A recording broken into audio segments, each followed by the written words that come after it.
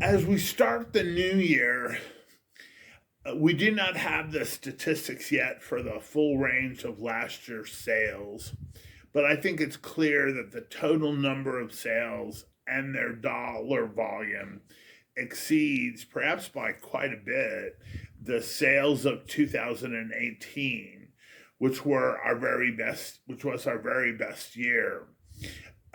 At the end of 2018, literally on 12/31, it was as though somebody put a brake and completely stopped the market. And the following year's volume was much reduced.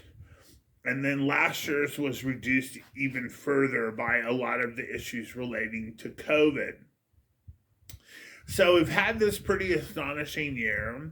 If you go back and review the things that I've said over the last year and a half or two, I'm pretty much somewhere between completely wrong and largely wrong on sort of everything. There's the market has returned strongly.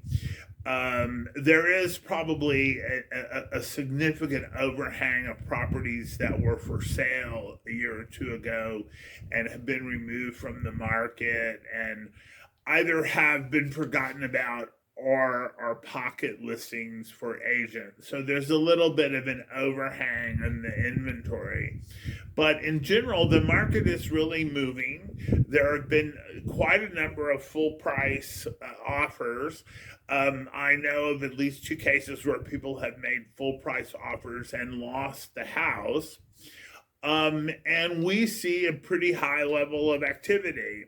Now, whether this year has just been a catch up for the COVID year or whether this is the beginning of a real serious push over the next 2 or 3 years, we'll have to see. I don't think we can really know that for at least 6 more months. But I suspect that a lot of this is driven by two issues. One is that there has been this astonishing rise of violence in the U.S. And the kind of perceived risk that there may be more violence. And then also by the fact that home prices in the U.S. are just really out of control. I mean, they're rising at astonishing rates. And I think if you've lived long enough to see this happen a time or two or three before, you know that this will not last. So if your home has gone up 20% a year for the last 3 or 4 years, do not imagine that it will go up 20% a year for the next 3 or 4 years, because houses really cannot go up faster than people's ability to pay for them for very long.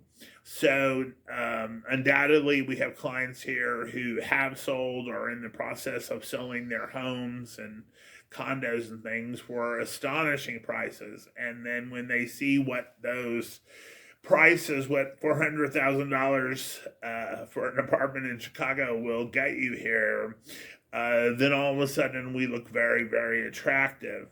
And of course, the traditional issues of how low property taxes are, how low utilities are, and what the overall carrying costs of a home over time, whether it's as a full time residence or part time residence or just as an investment, is really very attractive. So, if you are interested in looking, if it has seemed to you that this is a good possibility for you, I would strongly suggest that you make plans to visit us next year. Probably the sooner the better. Um, and if you need groundwork or want to do research, you should be working on that right away. I think that we've had a lot of the COVID fallout that you have seen in your own communities. Many restaurants have closed, many new ones are opening, a lot of things are changing. We have a number of new hotels coming in general, I think as COVID goes away, we will return to something like a normal or strong market. Mexico's COVID numbers are not rising. Omicron's infections are, but numbers are not rising. Mexico has followed some of the practices of Uttar Pradesh in India and is giving out ivermectin in Mexico City, and that seems to be astonishingly effective. So, if you want to look, I would suggest that you look soon.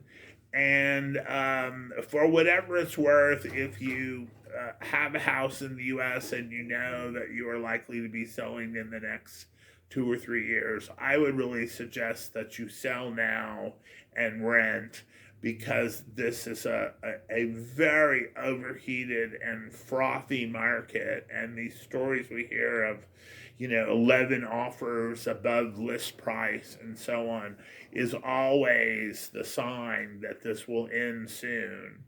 And of course, there are many complications in the current administration and the rise of inflation and just an awful lot of scary things. So if you think you'd like to be down here, I really would suggest that you move on it. And if you look at my videos in the past, they've been a little bit more lukewarm and more along the lines of you've got plenty of time, so you know do whatever you need to do. But I'm officially signaling that seems like markets are really moving.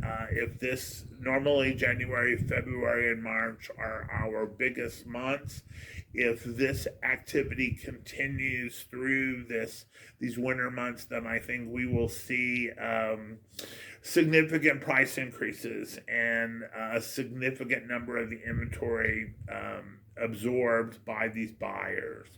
So if you look back through all of my videos addressing this, I've been mostly wrong to one degree or the other, and perhaps I'm wrong about this, but this is just my perception of this at the moment.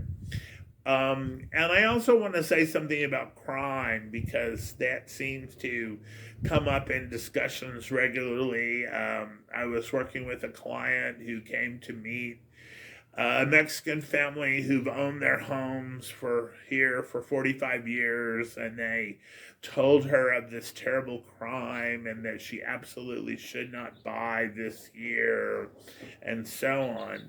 And I am always sort of surprised by that, because I want to say, well, if you think it's really terribly dangerous to be here, why are you here? And if you've owned a house for 45 years, I can promise you that this is pretty close to the best market you have ever had. So, if you feel this is a wildly dangerous place, really you should sell your house, and please contact me and I'll be happy to take the listing. And I've had some of this. I've heard stories of this before, of people buying a wonderful $1 million home and signing the paperwork, and then having a drink in a bar in the Live Aqua Hotel and having someone say, "Oh my God, this is happening and you should never be buying," and then walking out on the deal. And I never quite know what to say. I believe that I am probably more likely at risk of some kind of crime than I was when I lived in Houston, and also when I lived in Los Angeles. Um, and some of that was because I lived in very, very upscale neighborhoods there. Um, and I know of really almost no crime here. I had one friend from some years ago who was the victim of a crime, and I know people who had a house or two broken into. Mexico has some of these same issues that you are seeing rising in San Francisco and other places, where you have to steal more than $1,500 to, get a serious charge. Um, And I just really don't know what to say. I mean, overwhelmingly, the crime is bad guy against bad guy. Narcos are not interested in crime. Narcos are interested in moving their drug products to the United States. If you get in the way of their doing that, you can be the recipient of crime. But what could I possibly do? What have I possibly done? In what way have I possibly obstructed any narco anywhere? So that the terrible things that have happened in this country, some of them on YouTube, some of them live, um, some murdered narcos hanging from overpasses, though not here, but that has happened in this country. I mean, those are all things to just shut all this down. It's if a rival gang challenges an existing narco organization, they will put them down in a terrible way. This is not not unlike Prohibition and Al Capone and the Valentine's Day massacre and all of the things that are farther back in our history.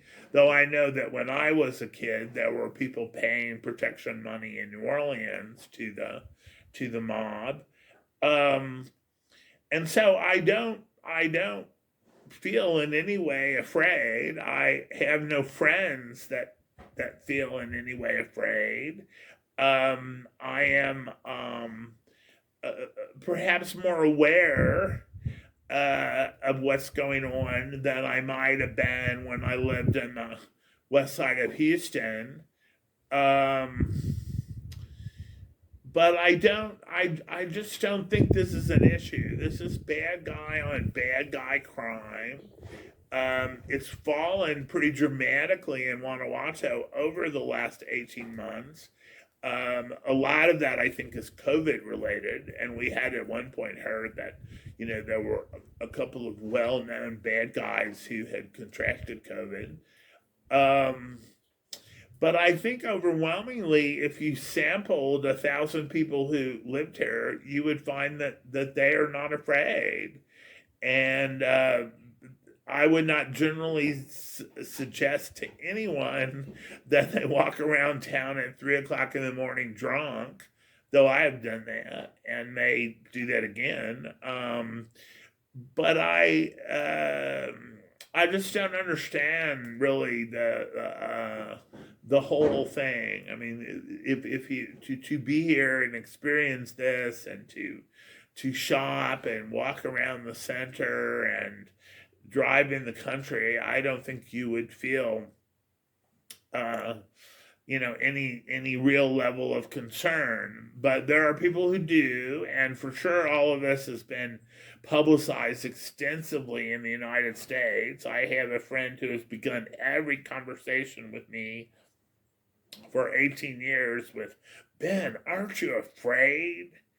And so, no, I'm not. And I am aware of certain things. I mean, I know someone who's carjacked, and they went to a equivalent of a 7-Eleven at 11 o'clock at night with an older guy, an older woman, and a 10-year-old kid, and drove away from the 7-Eleven and were followed. I wouldn't go to a 7-Eleven at 11 o'clock at night. And if I did, I would be very aware and get away as quickly as possible. One tip is in almost every story that has been published about this, the people begin by saying, we were driving slowly. So my one part of advice here is don't ever drive slowly. When you leave somewhere, move and move as fast as you can and pay attention to what's going on. But anyway, I don't know. I'm just rambling here, but I would certainly recommend to any of my friends or family that they live here. I live in the country and I feel completely safe. I do have dogs, and I have four, and I probably have embraced that more generously because I appreciate their barking and their awareness and, all of that they add to the house, especially when I'm gone. Um, but otherwise, I think this is an amazing community, and I know a whole range of people, some of who are really trying to live on their social security, and others who come back and forth in their own planes, and they seem to find great happiness here, and I certainly have. And I think for an enormous number of reasons, if you are looking for a full time place, this is one of your best choices in the world. If you are just going to be a winter only resident, then you should definitely be looking at Puerto Vallarta and perhaps other places.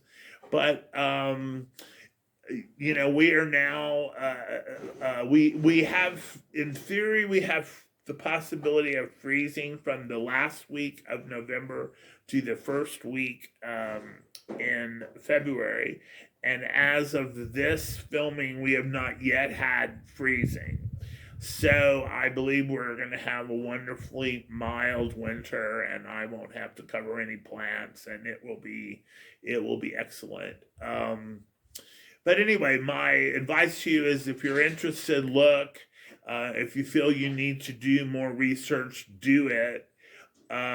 If you are imagining that you are going to take some action in the next couple of years, take it, because I believe that when I talk to you about this 3 months from now or 6 months from now, that it will be pretty clear that the market has moved. And some of the other videos that I've done in the past saying it will take 2 or 3 years for the market to come back into balance have just been wrong, at least from the perspective of today. I was just much more negative than I should have been.